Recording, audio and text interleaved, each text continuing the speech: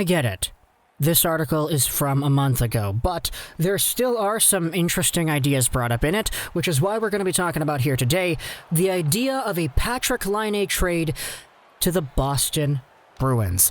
Now, we actually spoke a while ago about Patrik Laine and every other team imaginable. The Islanders, the Flyers, the Habs, the Blue Jackets, the Hurricanes. We've spoken a ton about Patrik Laine, but this Boston one is kind of different.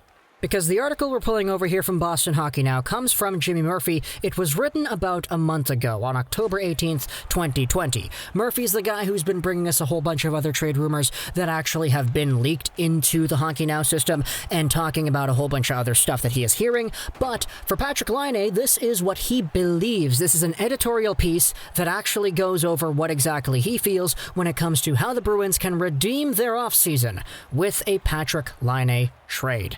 Now, because this was written back on October 18th, nothing has really happened with the Boston Bruins from then until now. There hasn't really been any redemption, I guess, and there still are a whole bunch of questions when it comes to that Bruins organization in terms of its finances and its overall team build-up. You don't have Chara signed, you don't have DeBrusk signed, you have yourselves some moves to do.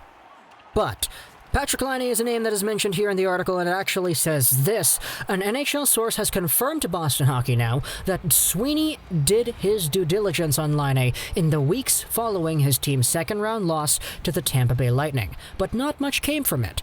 Laine's name has been on the trade rumor circuit for a while, and it appears inevitable that he will be dealt.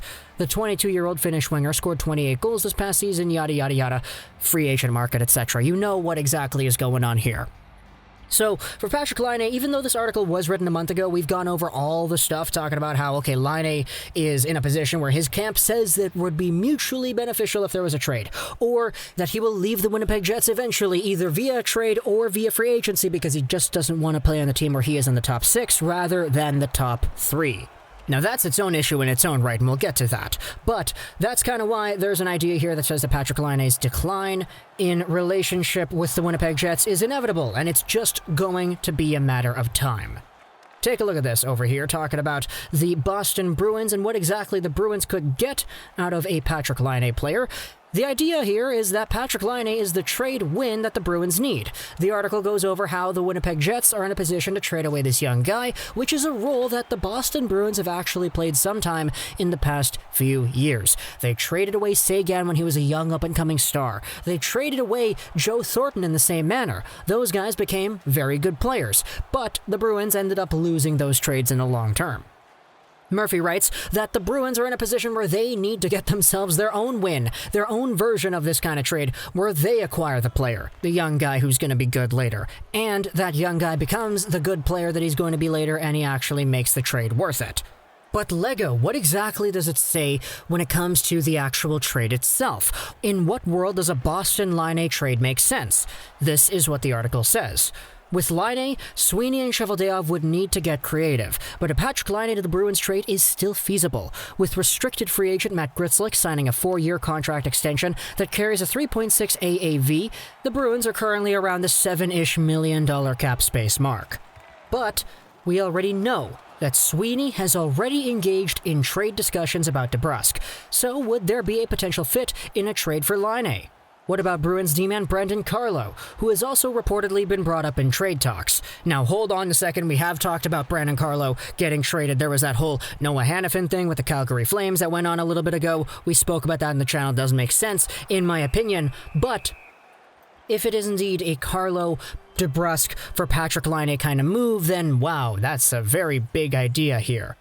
The article then talks about, though, how the Jets would not want to take on a Carlo because he's got 1 year left at $2.8 million, and then DeBrusk would also have to take up some money, too, when you re-sign that guy immediately. So the conclusion here is that the Jets would probably just want a first-round pick and a top prospect, along with DeBrusk, if you're getting a Patrik Laine back. So just taking a look at it like that, who's the best prospect in the Boston Bruins system? I'm going to go out on a limb, probably say John Beecher. Urho Vakanainen, Jack Studnicka, one of these guys. We already kind of know that Vakanainen is apparently in trade talks too. We haven't made a video about that, but I do want to talk about that sometime in the future.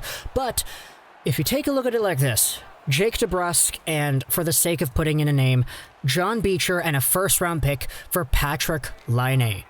Who says yes? Well, the Bruins say yes because that's a really low ball offer. That is not a trade on paper, in my opinion, that improves the Winnipeg Jets. Because the Jets spoke so much about how they want to make a trade that would improve their roster. Their team needs to be better without Laine and with the other pieces that they're getting back.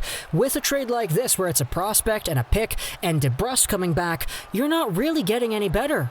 Who's better, Laine or DeBrusk? It's Patrik Laine. That's why you're adding a whole bunch of stuff. The Jets want to win in the short term as well as in the long term, while they still have Blake Wheeler, while they still have all this stuff. And having a downgrade of Laine to DeBrusk is not going to help them do that. No, from their side. And then you go over to the Boston Bruins side of things and you say, yep, you have Patrik Laine now. What are you going to do? Where are you going to play this guy? What's his role going to be on your team? You're not going to play him on your first line. Who's breaking up Marchand, Pasternak, and Bergeron? Nobody.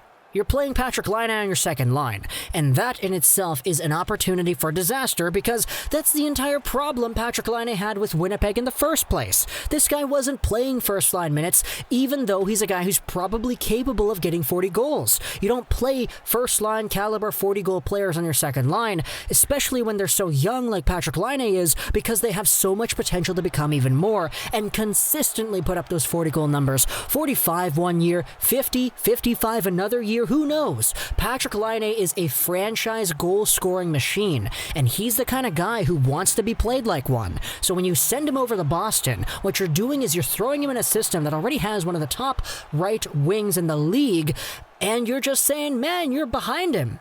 You went from being behind this number one line over in the Winnipeg Jets, and now you're on the second line of the Boston Bruins. How's that going to bode well for you, bud? I get that there's only 1 year left on the Patrik Laine contract, which is why the value for this kind of guy is definitely not as strong as it would be in comparison to if he had an extension, which is why something like DeBrusk, a first and a prospect, is even getting considered here in this article. But there's still a price to pay for a guy who, on a good year, is probably able to get 40 goals easily, especially if you play him on the first line. Play him on the first line and gets 45. Who knows? That's incredible. And Patrik Laine going over to Boston does not seem like a good fit from his own perspective because of what he wants as a hockey player and how he is developed in the NHL. If the Bruins were in a position where they got Patrik Laine, then my gosh, you improve your team tenfold. You could actually debate that it's a very good win for both the now and in the future, because what's happening in the now? Well, you're replacing DeBrusk with Patrik Laine. Better. Your team is better on paper. That's it. No ifs, ands, or buts about it. And then into the future, hey, you could say who's valuable, Patrik Laine or the prospect and the pick combined together that the Boston Bruins sent over to Winnipeg, whom the Jets used to ultimately become, I don't know, you keep the John Beecher and that first-round pick. If it's in the final four of the first round, it becomes some guy who is barely a first-round prospect. Do you think that Jake DeBrusk and a top prospect like a John Beecher, for example, is as valuable as a Patrik Laine if Patrik Laine is 25 years old and getting 50 goals a year? I don't think so. So, to me, it doesn't really make any sense. Obviously, we made the video here because I wanted to talk about it, and because I wanted to get my opinion out there. That's kind of why we make all this stuff in the first place. But at the end of the day, from Laine's perspective, a trade to Boston doesn't make sense. From the Jets' perspective, a trade to Boston doesn't make sense. From the Boston perspective, it does make sense, both in the now, both in the future, and it makes this idea seem a little bit more biased, which isn't a bad thing, but it is something that I want to call out. So talk to me in the comments what you think about this idea. I'll leave a link in the description to the article. Go ahead and read it. There's a little bit of other stuff that we didn't cover in this video, but I hope you enjoyed this video. That Trolls 99, and bye.